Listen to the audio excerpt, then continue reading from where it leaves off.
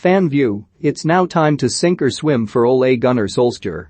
With Manchester United suffering 3 defeats in their last 4 games, the pressure is mounting on Red Devils boss Ole Gunnar Solskjaer. The Norwegian boss is yet to lift silverware since he first came to the Old Trafford dugout in late 2019, but has been boosted by a brilliant transfer window that has seen the likes of Cristiano Ronaldo, Jadon Sancho and Raphael Varane join his squad. But defeats to young boys, West Ham and Aston Villa in 3 different competitions, have raised questions whether Solskjaer is the right man to take the club forward. United fan and writer Scott Patterson of the Republic of Mancunia website gives an insight into the mood of the fan base regarding Solskjaer. Manchester United have now lost 3 of their last 4 games in all competitions, and the questions about Ole Gunnar Solskjaer's long-term suitability as the club's manager are doing the rounds once more. You have to wonder, even if winning the Europa League final in May would have bought him any time, but it's a moot point given he froze on the night and United lost on penalties. Being 1 point off the top, in a remarkably better position than this time last season, as well as being in the midst of the longest unbeaten away stint of any club in the history of the English top flight, certainly isn't allowing for much leeway. There are mitigating factors in all the defeats.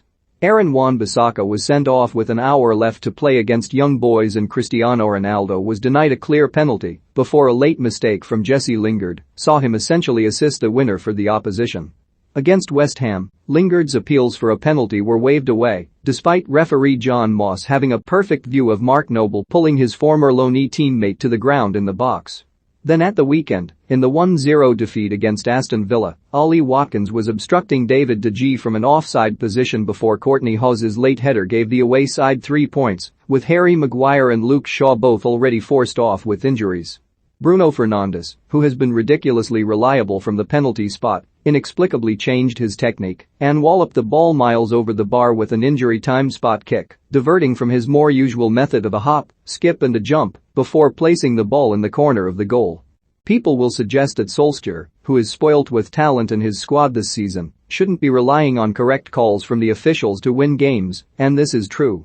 But that also doesn't change the likelihood that the way VAR was employed last season would have allowed for a different result in all 3 defeats, and the pressure then wouldn't be mounting in the way it is now. But even those who continue to back the manager, most of these amongst a match-going crowd, rather than those commenting purely on social media, can't help but accept that an unwanted pattern is developing, and Solskjaer has to do better. United had over 60% possession against David Moyes' side in the League Cup and 3 times as many shots, but couldn't find the back of the net once. Against Villa, it was 60% possession and 4 times as many shots, but again, no goals. The game against Villarreal on Wednesday, which will see fans at Old Trafford for the 3rd time in a week, suddenly has plenty riding on it. United have been handed favourable opposition in the Champions League following last season's group of death, and Solskjaer has to make that count. He might have wanted to allow for rotation to the starting lineup, and his hand may be forced to a certain extent thanks to the injuries of Maguire and Shaw, but he can't afford to make wholesale changes now. Every decision will be massively scrutinized, and he has to get a result against the side who currently sit 11th in La Liga. Jadon Sancho might get a rare start, with Mason Greenwood preferred to him on the right flank of United's attack in recent games, and fans are already questioning why the star signing who Solskjaer has chased for years hasn't had much of a look in. Being fair, Greenwood has done more than enough to warrant a starting place, and the same people questioning the decision to play him ahead of Sancho will likely have been the same people claiming the signing would halt Mason's progression. But the manager has to find the right balance between the two. Gary Neville has claimed that, when he watches United he sees a team of individuals relying on big moments rather than a cohesive side with a clear aim. No tactics, just vibes has become a regular criticism of the manager on social media, but it's hard to see how Solskjaer has improved United's final league position every season he's been at the club by purely winging it. The atmosphere in the dressing room is undeniably good, but being United off the field counts for little if they can't produce winning performances on it. Still, if the individual moments of brilliance win United games and Solskjaer doesn't deserve credit for them, then it's unfair to hold him entirely responsible for the red cards, penalty misses and wayward finishing that has cost the team in recent games. But with the players he now has available to him, Solskjaer needs to find a way of playing to the best players' strengths. With Raphael Varane now partnering Maguire, Solskjaer shouldn't still be relying on both Fred and Scott McTominay to protect the defense. It might be a useful move against better sides, even if still more cautious than United fans would like, but it should have no place in games against mid-table opposition.